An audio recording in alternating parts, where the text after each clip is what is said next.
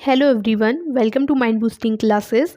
ये video class 6 maths chapter 8 decimals के introduction की है। इस वीडियो में हम पूरे चैप्टर का इंट्रोडक्शन देखेंगे कि इस चैप्टर में हमें क्या क्या पढ़ाया गया है। ठीक है, तो स्टार्ट करते हैं। सबसे पहले डेसिमल्स क्या होते हैं। डेसिमल्स से हम ऑलरेडी इंट्रोड्यूस्ड हैं, हम पढ़ चुके हैं। जैसे अगर सविता और शमा के यहाँ एग्जाम्पल दिया गया है, ये दोनों मार्केट जा रही थी कुछ स्टेशनरी आइटम्स खरीदने के लिए। सविता ने कहा कि उसके पास 5 रुपीज़ हैं और 75 पैसे हैं। शमा ने कहा उसके पास 7 रुपीज़ और 50 पैसे हैं। तो इसे हम कैसे लिखेंगे? रुपीज़ और पैसे में हम लिखते हैं डेसिमल्स का यूज़ करके। जो सविता है उसके पास 5 रुपीज़ और 75 पैसे हैं, तो इसे रुपीज़ 5.75 लिखेंगे। पॉइंट के आके ये दोनों जो हमने 75 लिखा ना, 0.75, तो 75 पैसे हो गए। तो कुछ इस तरीके से हम ये जो पॉइंट लगाते हैं इसको हम डेसिमल बोलते हैं, ये आपको पता होगा। तो जो डॉट होता है वो रिप्रेजेंट करता है डेसिमल को। ये अब हम इस चैप्टर में, ये तो हम जान ही चुके हैं, इस चैप्टर में हम थोड़ा और पढ़ेंगे कि डेसिमल्स के बारे में। ठीक है, डेसिमल्स को कैसे कंपेयर किया जाता है, ऐड किया जाता है, सब्ट्रैक्ट किया जाता है, सारी चीज़ें हम जानने वाले हैं। तो सबसे पहले आता है आपके चैप्टर में कंपेयरिंग डेसिमल, कैसे हम कंपेयर करें डेसिमल्स को। तो अगर आपसे पूछा जाए 0.07 बड़ा है या 0.1 बड़ा है, तो आप कैसे बताएंगे? तो इसके लिए क्या बोला गया है, आप अगर प्रैक्टिकली समझना चाहें तो आप क्या कर सकते हैं, 2 पीस ऑफ स्क्वायर पेपर्स ले सकते हैं सेम साइज़ के, और उन्हें जो है 100 पार्ट्स में आपको डिवाइड कर देना है। 2 पेपर है, उन्हें 100 पार्ट्स में आप डिवाइड कीजिएगा। अब देखो 0.07, तो ये जो है इसको अगर आप फ्रैक्शन में लिखें, इस डेसिमल वाले नंबर को अगर हम फ्रैक्शन में लिखना चाहें तो कैसे लिखेंगे? हम कैसे लिखते हैं, जब डेसिमल हटता है तो डेसिमल के आगे जितने भी नंबर होते हैं, 1 2 नंबर हैं, तो हम क्या करते हैं, अपॉन में 1 के आगे 2 0 लगा देते हैं। अगर 3 नंबर होते तो हम 3 0 लगाते। ठीक है, तो हमने डेसिमल हटाया और नीचे फ्रैक्शन में जब बदलना होता है तो डेसिमल हटता है, तो नीचे जितने नंबर होते हैं डेसिमल के बाद में उसी के अकॉर्डिंग जो है 1 के आगे 0 लग जाता है। तो क्या हो गया, ये आपका 007 का क्या मतलब है, 007 अपॉन 100 ये हो गया। अब 007 का मतलब तो 7 ही होता है, तो इसको आप 7 अपॉन 100 लिख सकते हो, राइट। 7 अपॉन 100, और 7 अपॉन 100 का क्या मतलब है, 100 पार्ट्स में से 7 पार्ट्स, राइट। तो देखो फिर आप क्या करोगे, 0.07 का मतलब है 7 अपॉन 100, तो आप 100 पार्ट्स करोगे। एक पेपर लो और उसमें 100 पार्ट्स करो अगर आप करना चाहें तो। ये बस आपको समझाने के लिए बताया गया। और 7 उसमें जो है 7 पार्ट्स, 7 स्क्वायर से ये रिप्रेजेंट कर रहा है 0.07, राइट। अब अगर हम दूसरा डेसिमल का नंबर लें जो है 0.1, अब देखो 0.1, इसे अगर आप फ्रैक्शन में लिखोगे तो जब आप डेसिमल हटाओगे तो डेसिमल के आगे तो एक ही डिजिट है 1, तो हम 1 के आगे अपॉन में एक ही 0 लगाएंगे।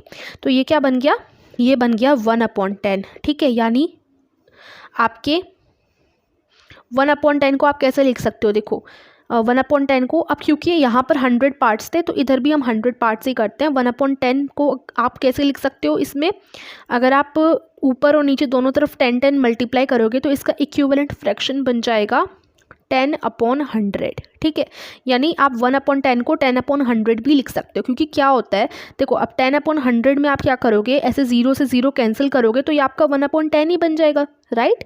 तो आप 1/10 को 10/100 भी लिख सकते हैं। तो 10/100 है क्या, 0.1, 0.1 इज इक्वल्स टू 1/10 और 1/10 इज इक्वल्स टू 10/100, यानी कि 100 पार्ट्स में से 10 पार्ट्स को रिप्रेजेंट कर रहा है 0.1। ठीक है, तो 100 पार्ट्स हमने किए दूसरे पेपर के भी, उसमें 10 पार्ट्स हमने रिप्रेजेंट कर दिए। ठीक है, तो यहाँ से हमें क्या पता चल रहा है कि 0.07 का मतलब था 7/100 और 0.1 का मतलब है 10/100।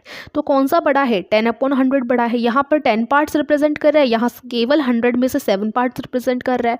तो 0.07 और 0.1 में से 0.1 जो है बड़ा हो जाएगा कंपेयर करें तो कुछ इस तरीके से हम कंपेयर करते हैं डेसिमल्स को। अब अगर दूसरे 2 नंबर्स दिए जाएं आपको डेसिमल्स के, 32.55 और 32.5, ये 2 नंबर्स आपको दिए गए हैं, इनमें से पूछा जाए कि कौन सा बड़ा है, तो आप कैसे करोगे, कैसे बताओगे? तो इसके लिए हमें इतना तो पता चल रहा है कि 32.55 है और एक तरफ है 32.5, तो 32 होल नंबर है, राइट, ये होल पार्ट है, तो दोनों 32 है। ठीक है, अब आती है आगे नंबर की बात। तो ये 55 है और ये सिर्फ 5 है, तो ऑफकोर्स यही बड़ा हो गया आपका 55 वाला। ठीक है, और अगर हम देखें, अगर हम होल पार्ट को कंपेयर करें 32 तो यानी ये इक्वल हैं, ठीक है। 32 दोनों के आगे 32 है, यानी ये इक्वल है। बस पॉइंट के बाद वाले नंबर को अब आपको चेक करना होगा। पॉइंट के बाद का जो नंबर है, ठीक है, अगर हम उसको 10th पार्ट देखें, जो 10th पार्ट है उसको देखें, ये जो हो जाता है आपका 10th पार्ट, ठीक है, और ये हो जाता है आपका 100th। इसको हम बोलते हैं TENTH 10th, और इसको बोलते हैं 100th। इस डेसिमल्स के बारे में ना 10th 100th इनके बारे में मैं ऑलरेडी वीडियो बना चुकी हूँ, डिटेल में समझाया था ये सब मैंने, तो मैं आपको डिस्क्रिप्शन में उसकी लिंक दे दूँगी, आप देखोगे तो आपके लिए वो काफ़ी हेल्पफुल रहेगी। जैसे हमारे जो नंबर्स होते हैं ना, उसमें 1s 10s 100s ऐसे प्लेस होता है ना, तो डेसिमल में भी होता है। डेसिमल के जस्ट बाद में जो नंबर होता है वो 10th होता है।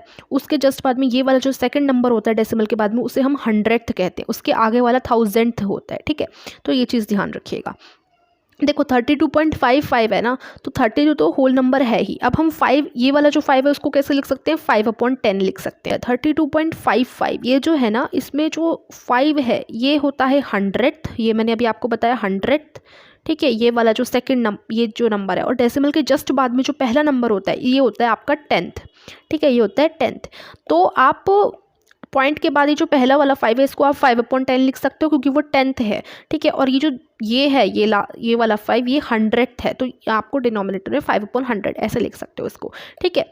और अगर हम 32.5 इस नंबर की बात करें, तो यहाँ पर 32 तो होल पार्ट है ही, पॉइंट के बाद में ये क्या है, 10th है, ठीक है, तो 5/10, ठीक है। और इसके आगे कोई और नंबर है 100th वाला कोई नंबर है, नहीं है, वो सिर्फ इसमें था, ठीक है, लेकिन इसमें नहीं है। तो इससे साफ साफ पता चल रहा है 32.55 जो है बड़ा हो जाएगा, ठीक है। तो कुछ इस तरीके से हम करते हैं compare.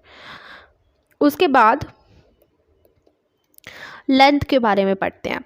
Mahesh wanted to measure the length of his table top in meters. He had a 50 centimeter scale. He found that the length of the table top was 156 centimeter. तो what will be its length in meters? तो यहाँ महेश के बारे में बताया गया है कि वो लेंथ जानना चाह रहा था अपने टेबल के टॉप की। तो उसके पास क्या था, 50 सेंटीमीटर का स्केल है। अब वो जो है लेंथ नापता है, तो टेबल टॉप की लेंथ 156 सेंटीमीटर आती है। अब 156 सेंटीमीटर लेंथ मीटर्स में कितनी होगी, ये सिंपली इस क्वेश्चन में पूछा है। तो हम क्या जानते हैं, हम ये जानते हैं कि 1 मीटर में कितने सेंटीमीटर होते हैं, 100 सेंटीमीटर होते हैं। यानी आप इसको ऐसे भी लिख सकते हो कि भाई 100 सेंटीमीटर में हो गया 1 मीटर। जब 1 मीटर में 100 सेंटीमीटर होते हैं, तो 100 सेंटीमीटर में 1 मीटर होता है, ठीक है। इतना ऐसे हम लिख सकते हैं। तो 100 centimetre is equals to 1 metre हो गया। अब देखो यहाँ पर अगर 100 सेंटीमीटर में 1 मीटर हैं, तो 1 सेंटीमीटर में कितना मीटर होंगे, 1 सेंटीमीटर में कितने होंगे, 1/100 मीटर। 1 सेंटीमीटर में 1/100 मीटर हो जाएंगे, राइट। तो यही चीज़ हमें बस यहाँ पर यूज़ करनी है। 1 सेंटीमीटर में 1/100 मीटर होते हैं, और 1/100 का मतलब है कि 100 डिवाइड हो रहा है 1 से। तो जब आप 100 और 1 का डिवाइड करोगे तो आपको 0.01 मीटर मिल जाएगा, ठीक है।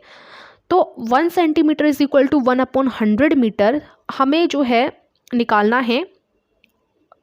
अगर हम 56 सेंटीमीटर का देखें तो वो 56/100 हो जाएगा।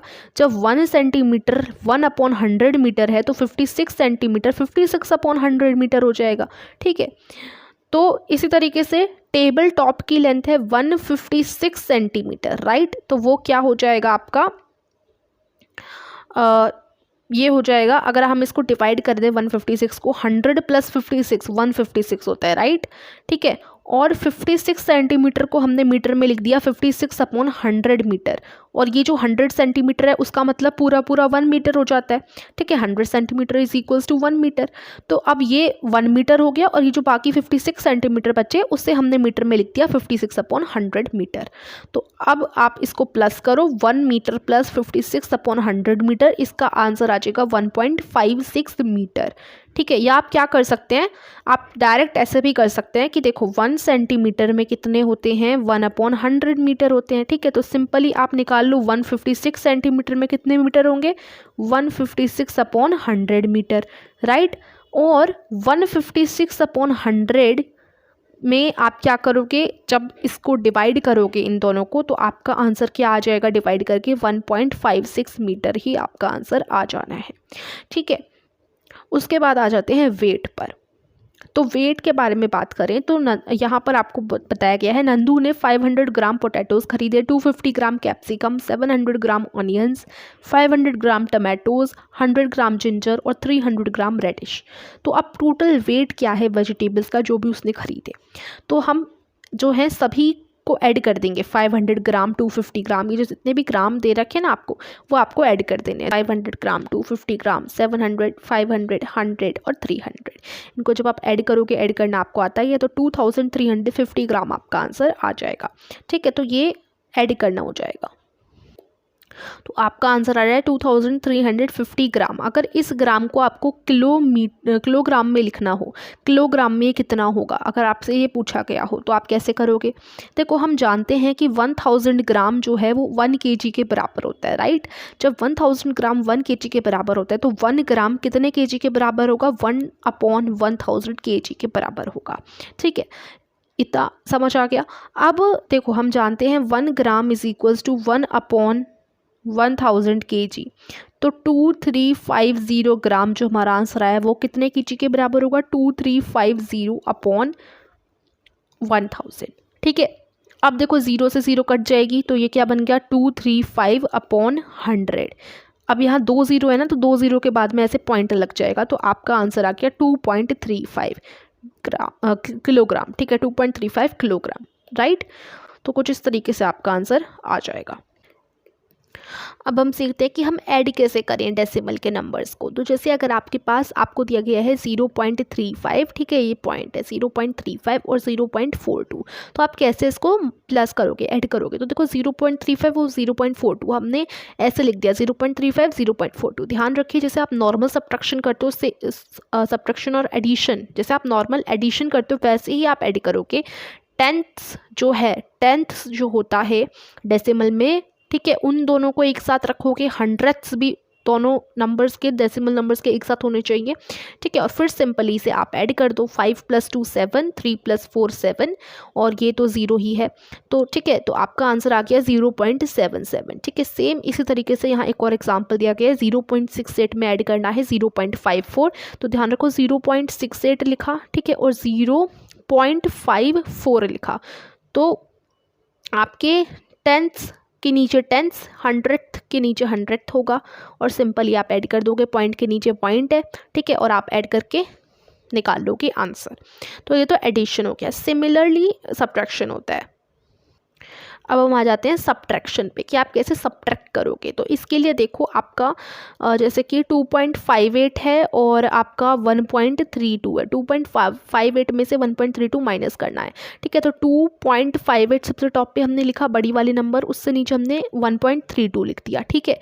तो आपकी वंस एक साथ रहेंगे, आपके टेंथ के नीचे टेंथ आएगा, 100 के नीचे 100 आएगा, डेसिमल के नीचे डेसिमल है, ठीक है। अब हम सिंपली से क्या कर देंगे, इसको ऐड कर देंगे, तो सब्ट्रैक्ट कर देंगे, तो आपका आंसर 1.26 आ जाएगा, ठीक है। सिमिलरली यहाँ एक और एग्जांपल दिया गया है, और जैसे हम कैरी बोरो वगैरह करते हैं ना, वैसे ही सेम इसमें रहेगा। जैसे देखो, इस एग्जांपल में क्या है, 3.50 में से आपको सब्ट्रैक्ट करना है 1.74, ठीक है। अगर आप सब्ट्रैक्ट करोगे तो यहाँ सिंपली से देखो क्या होगा, 0 में से 4 तो आप सब्ट्रैक्ट कर नहीं सकते हो, तो आप यहाँ से जो है कैरी लोगे, तो यहाँ से लोगे एक नंबर, तो इधर आपका 10 हो जाएगा और इधर आपका 4 रह जाएगा, ठीक है। तो 10 में से 4 अगर आप सब्ट्रैक्ट करोगे तो आपका 6 आ जाएगा, ठीक है।